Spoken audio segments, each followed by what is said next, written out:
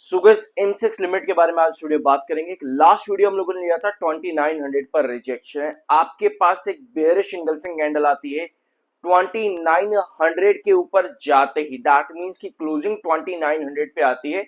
In fact उसके नीचे bearish engulfing candle किसी भी रिजेक्शन पर इंडिकेशन देता है सेलिंग का, मतलब कि ट्रेंड बेयरिश का।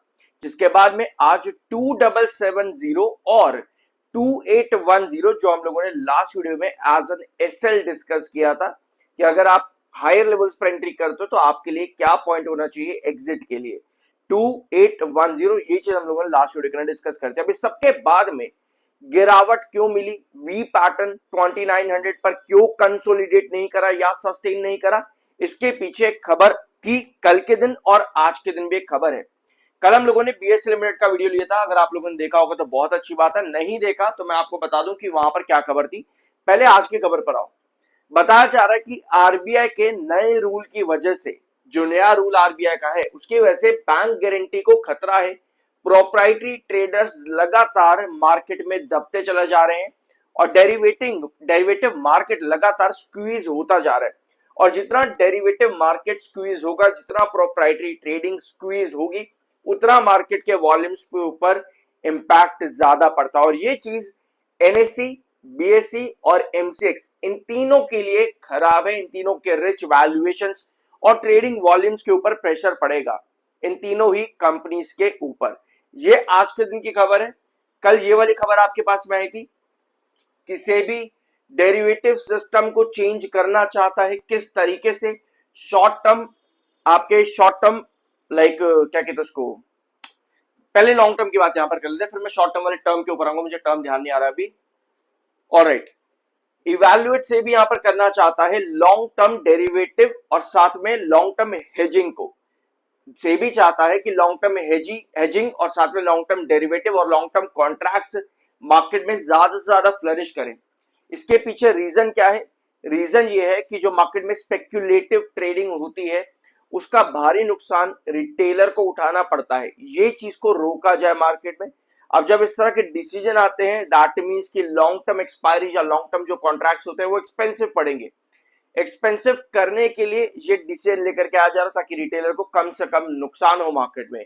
सेबी का ये डिसीजन है। ऑल्दो अभी भी ये जो डिसीजन है ये ऑन पेपर है। 15 जुलाई कल के दिन की ये अपडेट है। कल ही बीएससी की वीडियो में मैंने डिस्कस किया था, ये बीएससी का ही वीडियो मैंने पॉज कर रखा है 1 मिनट 50 सेकंड पे। तो इस अपडेट का भी इंपैक्ट कहीं ना कहीं बीएससी, एमसीएक्स और इन दो कंपनीज, क्योंकि एनएससी तो अभी लिस्टेड नहीं है मार्केट में, जब आएगा तब देखेंगे क्या होता है वहां पे। फिलहाल के लिए इन अपडेट्स का इंपैक्ट आपको देखने को मिल रहा है क्योंकि वॉल्यूम्स बहुत ज्यादा डिसरप्ट हो रहे हैं इस वजह से भी। सो सेलिंग ऐसा नहीं है कि बहुत ज्यादा है, लगभग 94,000 इस समय बायर है एंड 1,50,000 सेलर है। तो सेलर की क्वांटिटी धीरे धीरे बढ़ रही है, बट इतना भी बड़ा बाय और सेलर का जो है डिफरेंस आज के दिन इतना नहीं है। 60.8 पर एमएफआई है, 47.8 पर आपका आरएसआई है। ये था एमसेक्स लिमिटेड का वीडियो। लास्ट 2900 पर हमको यहाँ पे चाहिए था एक हैंगिंग बेस, ताकि आप आ सको वी पैटर्न की पोजीशन पे। और 2810 हम लोगों ने एसएल मार्क यहां पर किया था कि ये आपका एसएल होना चाहिए, लेकिन 2810 भी हिट हुआ, 2770 भी हिट हुआ और 2900। एक बार चार्ट पर आओ, यहाँ पे सब्सक्राइब जरूर कर देना, आई एम एनआरएसएम सर्टिफाइड। ये रहा एमसेक्स लिमिटेड का चार्ट और ये रही आपके पास बेयरिश एंगल्फिंग कैंडल। 2900 के ऊपर जाते एग्जैक्ट बेयरिश एंगल्फिंग कैंडल आपके पास देखने को मिली परसों, यानी कि वेडनेसडे के सेशन के अंदर, जिसके बाद से आपके सेलर यहां पर रुके नहीं है। तो हमें क्या चाहिए था? यहां पर 2900 पर हैंगिंग बेस नहीं मिल पाता है तो 2810 को हम एक एसएल यहां पर मार्क करके चलेंगे। और अभी भी देखो, अच्छी बात यह है कि शॉर्टर यहां पर बहुत ज्यादा एक्टिव है। ये वाला पॉइंट भी हम लोगों ने डिस्कस किया था कि शॉर्टर इस रेंज पर सबसे ज्यादा एक्टिव देखने को मिलेगा और उन्होंने वो चीज करी भी। यहां पर शॉर्टर्स ने अपनी एक्टिविटी यहां पर शो करी भी, क्योंकि लॉन्ग टर्म के लिए तो हमको 2900 का सस्टेनेबल ब्रेकआउट चाहिए था, जो कि मिला ही नहीं। ठीक है, तो लॉन्ग टर्म एंट्रीज यहां पर हुई ही नहीं। अगर आप देखोगे, नोट करोगे तो लॉन्ग टर्म एंट्रीज यहां पर हुई नहीं। तो दैट मींस कि चार्ट अल्टीमेटली अपने आप को बेरिश इंडिकेट करके नीचे की तरफ करेक्ट हो गया। अभी आपका जो बेस लाइन बनता है लगभग 2720 पे है।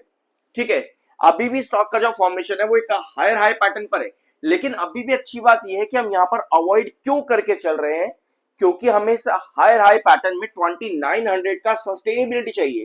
दैट मींस कि हम कितना सेफ चल रहे हैं ये जरूरी है मार्केट में। रादर देन की कंपनी बहुत बढ़िया ये है वो है। ये सब चीज सबको मालूम है कि कंपनी के फंडामेंटल्स फाइनेंशियल्स कितने बढ़िया तरीके से ग्रो किए और उसका इंपैक्ट एक बढ़िया रैली पर मिला भी। लेकिन आगे क्या पॉसिबिलिटी है, हम इस आंखें बंद करके इस तरीके से तो बैठ नहीं सकते कि भैया लॉन्ग टाइम के लिए ले लो बहुत बढ़िया है। एक पर्टिकुलर एंट्री होना बहुत जरूरी है। तो अभी तक वो एंट्री यहां पर नहीं आ रही, अभी भी चार्ट आपका जो है वो बेयरिश इंडिकेशन ही दे रहा है। अगर यहां से 2720 ब्रेकडाउन होता है, इंडिकेशन मिलता है कि चार्ट आपका यहां पर हायर हाई पैटर्न अभी भी नहीं बनाना चाहता, 2900 अगर क्रॉस नहीं कर रहा, दैट मींस कि शॉर्टर आपके एक्टिव हैं, दैट मींस कि आपका ये जो पैटर्न है ये अभी भी आपका बेयरिश चार्ट यहां पर इंडिकेट कर रहा है। अगर आप 1 आवर टाइम फ्रेम पर समझोगे तो आपको और ज्यादा डिटेल्स में समझ में आएगा कि 2770 जो हम लोगों ने यहाँ पर एक ट्रेंड मार्क किया था 2770 वी पैटर्न में, कि आपको यहाँ पर एक वी पैटर्न का कंसोलिडेशन चाहिए, फिर आपको ऊपर का ट्रेंड देखने को मिलेगा 2900 तक का, वो आपको मिला। तो 2770 एक बार, दो बार, तीन बार, चार बार, आज वापस से 2770 पे आज गिर रहा है। ये कई बार आपको बेस लाइन देखने को मिली है। एक बेस को स्टॉक बार बार रीटेस्ट करता है, लेकिन अगर उसको मतलब मल्टीपल टाइम्स जो है रीटेस्ट करने लगे तो एक टाइम ऐसा भी आता है जब वहां से ब्रेक डाउन कर देता है। तो कहीं ना कहीं 2770 पर आज के दिन ये खतरा बना है कि बार बार रीटेस्टिंग करने की वजह से कहीं ना कहीं 2770 अब आपका वीक बन चुका है। तो ये सब चीजें अभी आपकी है एमसीएक्स लिमिटेड में। अभी तक सब्सक्राइब नहीं किया होगा तो कर देना जरूर। ऑलराइट, अब आते हैं आपके नेक्स्ट पॉइंट पे। इस वीडियो को बनाने से पहले मैंने आप लोगों की बहुत सी क्वेरीज देखी पिछले वीडियो के कमेंट्स में, और अलग अलग चीजें मैंने आप लोगों की सुनी कि क्वार्टर रिजल्ट से बहुत उम्मीद है, कंपनी क्वार्टर रिजल्ट देखना इतने बढ़िया देगी, आपको बहुत बड़ी रैली मिलेगी, आंखें बंद करके एंट्री कर लो, ये कर लो, वो कर लो। ऐसी चीजें मैंने पिछले वीडियो के कमेंट्स में बहुत ज्यादा देखी, अपने ही वीडियोस के कमेंट पे, जो आप व्यूअर्स के कमेंट्स आते हैं। अब एक्चुअल रियलिटी क्या और आपको क्या देखना चाहिए, समझने की बात ये है। रादर देन कि आंखें बंद करना मार्केट में सबसे खराब चीज होती है भैया, ये कभी नहीं करना चाहिए। हमेशा हर चीज एनालिसिस और सही तरीके से होनी चाहिए।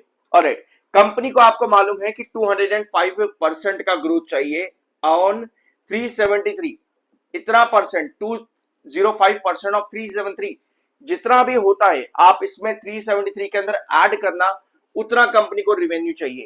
ओवरऑल जो कंपनी की रिक्वायर्ड रिवेन्यू है वो काफी ज्यादा हाई है। दैट मींस कि चैलेंजिंग क्वार्टर है, एक्सपेक्टेशंस हाई है। एक्सपेक्टेशंस के साथ कौन चीज बढ़ती है ज्यादा, एस्टिमेशंस। एस्टिमेशंस किस चीज के, मार्केट एक्सपर्ट्स ब्रोकरेज हाउसेस के। तो अगर मार्केट एक्सपर्ट्स ब्रोकरेज हाउसेस के एस्टिमेट्स यहां पर बहुत ज्यादा हाई जाते हैं और कंपनी उन एस्टिमेट्स पर नहीं खड़ी हो पाती तो वो दिक्कत है। तो आपको एक चीज मालूम पड़ेगी कि कंपनी को क्या रिक्वायर्ड है, और यही कंपनी को देना भी है, यही कंपनी को देना भी है रिवेन्यूज में। सिमिलरली प्रॉफिट्स पर कंपनी को कितना ग्रोथ देना है, 203 करोड़ पे कंपनी को 291 देना है, 203 पे 291% का ग्रोथ देना है। तो सारी चीजें कंपनी के बहुत ज्यादा हाई वैल्यूएशन की तरफ है, मतलब जो रिक्वायर्ड है एस्टिमेशन है वो बहुत ज्यादा हाई यहां पर जाएंगे कहीं ना कहीं, जिसका चैलेंज फेस करना पड़ेगा क्वार्टर वन के अंदर एमसेक्स लिमिटेड को। अब ये सब चीजें एमसेक्स लिमिटेड में, और सबसे अल्टीमेट जो आपका है चार्ट के ऊपर 2900, ये आपका क्रॉस होना जरूरी है। मतलब आपके सामने देखो विजुअलाइजेशन है। देखो हो सकता है कि आप बोलो कमेंट में आकर कि भाई डरा रहा है, ये कर रहा है, पैनिक कर रहा है। मैं पैनिक अपने वीडियो में कभी नहीं करता, ये व्यूअर के ऊपर ही डिपेंड करता है कि वो किस तरीके से क्या सुनना चाहता है। अगर मैं बोलूं आपको यहाँ पे कि भैया खरीद लो 5000 हो जाएगा, यहाँ से कितने खुश हो गए आप लोग, सब्सक्राइब करोगे, एंट्रीज करोगे, कहोगे भाई इसने बहुत बढ़िया बात कही, कितनी बढ़िया बात कही है। लेकिन ऐसी चीज का फायदा क्या जिससे आपको खुशी मिल जाए, जो दिख रहा है चार्ट्स के ऊपर, अगर हम वो चीज को सही तरीके से समझे तो ये ज्यादा अच्छा नहीं होगा। होगा कि नहीं होगा, और इस पर सब्सक्राइब नहीं करोगे आप लोग, करना भी नहीं चाहिए। बेसिकली मेन बात ये है कि आपको क्या क्या चाहिए ये हमको मालूम होना चाहिए। अब एक बार कंक्लूड करते हैं इस वीडियो को, ठीक है, ब्लैंक स्क्रीन पर आते हैं। आपको क्वार्टरली रिजल्ट में एस्टिमेशंस ब्रेकआउट चाहिए, पहला पॉइंट क्वार्टर वन के अंदर, ठीक है। दूसरा पॉइंट आता है ये जो आरबीआई या फिर सेबी के जो नए रूल्स आ रहे हैं इनके अगेंस्ट में आपको कुछ बड़ा चाहिए, इनके अगेंस्ट में आपको कुछ बड़ा चाहिए। ऑलराइट, तब आप कहते हो हाँ मेरे पास कुछ अच्छा आ रहा है। अब नेक्स्ट पॉइंट आपके पास क्या आता है, चार्ट पर 2900 आपका क्रॉस करना जरूरी है, तब आप कहते हो हाँ मेरे पास कुछ अच्छा मिल रहा है। तो विजुअलाइजेशन देखो आपके सामने सब कुछ है, कुछ भी चीज ऐसा नहीं है कि आपसे छुपाई जा रही है मार्केट के अंदर, कुछ भी छुपाया नहीं जाता। बस वही बात है कि सब दिखते हुए भी हम देखना नहीं चाहते।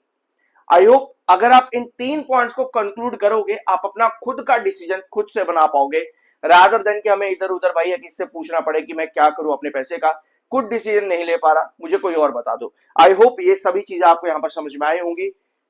सो वीडियो अच्छा लगा हो तो लाइक जरूर कर देना, बाकी की वीडियो चैनल पर देखना मत भूलना। मिलता अगले वीडियो में।